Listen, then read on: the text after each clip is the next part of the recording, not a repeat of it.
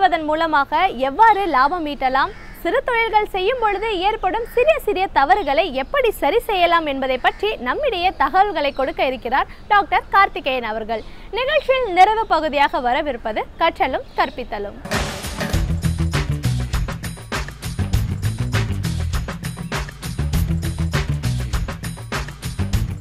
வணக்கம். தொழில் செய்பவங்க என்ன செய்யலாம் அப்படிங்கிறத பற்றி பேசிகிட்டு இருக்கோம். சுய தொழில் அப்படிங்கிறது சின்ன அளவில் சொல்லுவாங்க, தொழில் அதிபர்னு பெரிய அளவில் சொல்கிறாங்க. அடிப்படையாக ரெண்டும் ஒன்று தான்.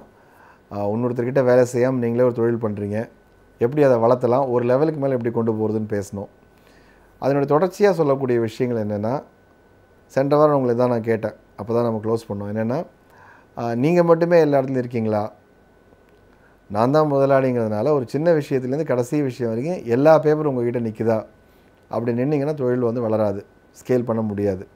சரி, இதெல்லாம் எங்களுக்கு புரியுது, என்ன பண்ணலாம்?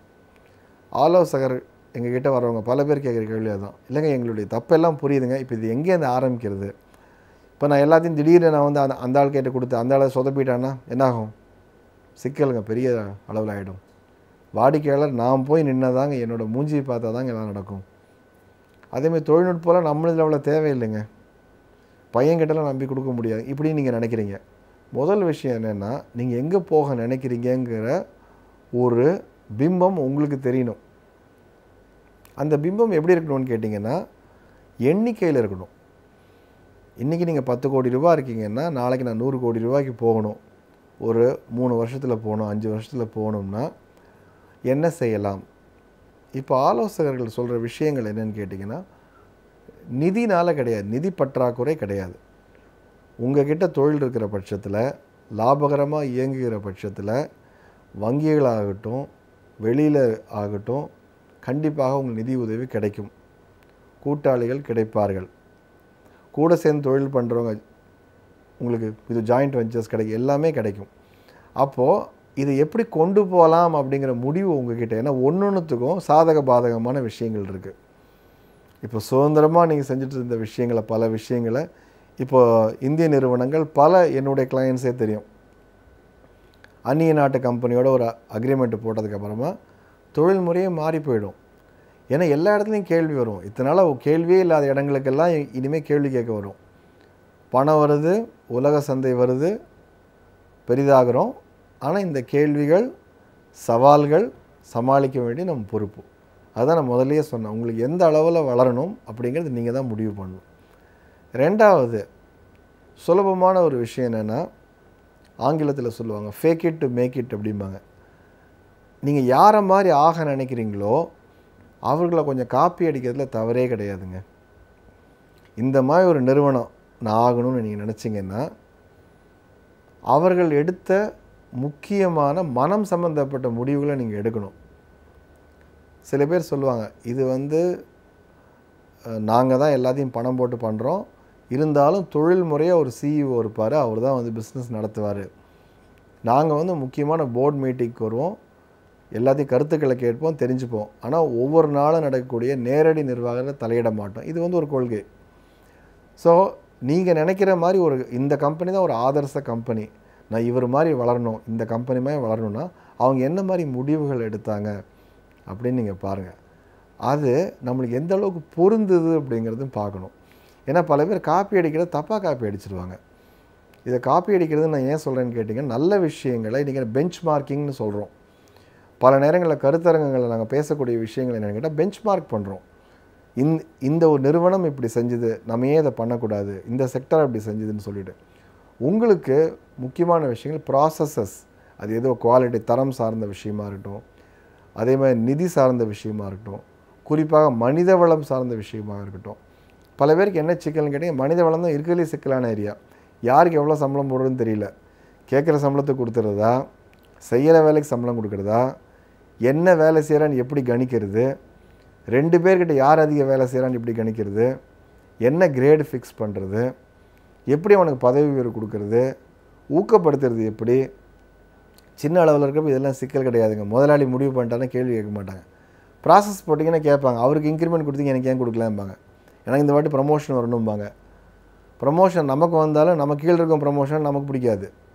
அப்போ அத்தனை பேரை சமாதானப்படுத்தி அத்தனை பேரும் திருப்திகரமாக வச்சு தான் ஒரு வேலையை செய்யணும்னா அப்போ எந்த அளவுக்கு ஸ்ட்ராங்காக இருக்கணும் உங்கள் ப்ராசஸும் கரெக்டாக இருக்கணும், தொழில் முறையும் சரியாக இருக்கணும், நிர்வாகமும் சரியாக அமையணும். அப்படின்னா அதுக்கு என்னென்னா வளரணும் அந்த அப்போ என்னென்னா இதற்கான விஷயங்களை சிந்தனைகளை உள்ளே கொண்டாடணும்.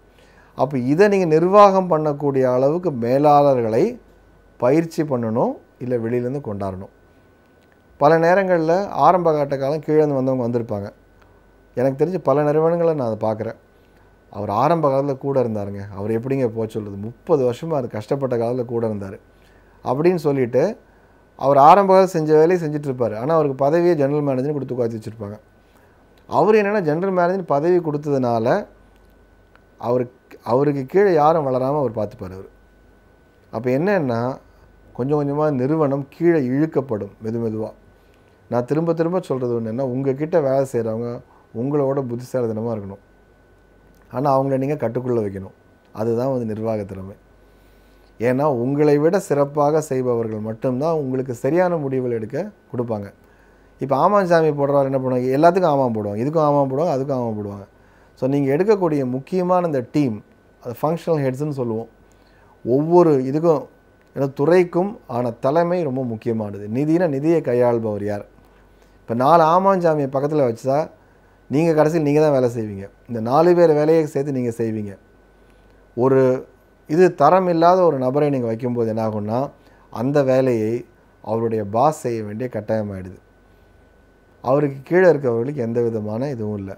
அதனால் என்ன செய்யலைன்னா பயிற்சி கொடுப்பது ஒன்று, பயிற்சி கொடுத்தும் வேகத்துக்கு ஈடு கொடுக்க முடியலன்னா அவருக்கு உரிய இடத்துல அவர் வைக்கிறது தான் முக்கியமான விஷயம். இங்கே எங்கேயோ ஒரு சிந்தனை என்னென்னா ஒரு கியூ மாதிரி, நான் முன்னாடி சேர்ந்துட்டேன், அவர் எனக்கு அப்புறம் வந்தவர். இன்றைக்கி நீங்களே பாருங்கள், யாராக இருந்தாலும் உங்கள் சம்பளமும் உங்களோட பிள்ளைகள் சம்பளத்தையும் பாருங்கள். அந்த வயசில் நீங்கள் இந்தளவு சம்பாதிச்சிருப்பீங்களா? அப்படிலாம் கணக்கே போட முடியாது. அந்த கணக்கெல்லாம் பொய்த்து போச்சு. பல பேர் சொல்லுவாங்க, அந்த காலத்தில் மேனேஜர்னால் 45 வயசுக்கு மேலான தான் மேனேஜர், 40 வயசாவது ஆகணும், முடி நரைக்கணும், இல்லாட்டி வழுக்க விழணும், கண்ணாடி போடணும், இல்லாட்டி மேனேஜர் ஆக முடியாது. ஆனால் இன்றைக்கி ஒரு பையன் சேர்றப்பே வந்து என்ன பண்ணால் சிஇஓ ஆகணும், ஜிஎம் ஆகணும்னு சேர்றான் 30 வயசுக்குள்ளே. ஏன்னா இன்றைக்கி வேகமாகிடுச்சு. இந்த சூழ்நிலையில் இளைஞர்களுக்கு முன்னுரிமை கொடுத்து இளைய ரத்தத்தை உள்ள புகுத்தி சரியான ப்ராசஸஸை நம்ம கொண்டாந்து சரியான அளவு வெளியில் முதலீட்டாளர்களை கொண்டு வந்து சரியான ஆலோசகர்களை வைத்து உங்களுடைய தொழிலை மேலே கொண்டு போகிறது தான் உத்தமம். எல்லா தொழிலும் வளரக்கூடிய தொழில் தான் என்னை பொறுத்த வரைக்கும். சில மாற்றங்களை செய்ய வேண்டியது அவசியம். எந்த மாதிரியான மாற்றங்களை செய்யணும், அடிப்படையில் எங்கெங்கெல்லாம் நம்ம கொஞ்சம், அதாவது எல்லாமே ஒன்றும் இல்லைங்க, தியேட்டர் அந்த காலத்தில் இருந்தது. முதல்ல என்னது 1000 பேர், அதாவது 1000 பேர் இருந்து பார்த்தாங்க. அப்போது வந்து ஒரு டிக்கெட் வந்து 4 ரூபா இருந்தது அப்படின்னா, இன்றைக்கி என்னென்னா மாறி போச்சு, சீட்டுகள் எண்ணிக்கை குறைஞ்சி போச்சு, டிக்கெட் விலை ஜாஸ்தியாக போச்சு இல்லையா? அப்போ என்ன, உள்ளே வரவங்களுக்கு வேறு செலவுகள் செய்ய வச்சு தியேட்டர் சம்பாதிக்க வேண்டிய சூழ்நிலை. அப்போ என்ன, பிஸ்னஸ் மாடலை மாற்றுறாங்க. முன்னமாக இருந்த மாதிரி நடத்த முடியாதுங்கிறப்ப வேறு என்ன செய்யலாம், அந்த காலத்துக்கு அப்போ செஞ்சது சரி, இந்த காலத்திற்கான தேவைக்கு இந்த காலத்திற்கான சந்தைக்கு சரியாக செய்கிறோமா என்ற கேள்வியை முன்வைக்க வேண்டும். தொடர்ந்து பேசுவோம். அடுத்த வாரமும் தொழில் முனைவோருக்கு, தொழில் புரிவோருக்கு என்ன செய்யலாம் என்று.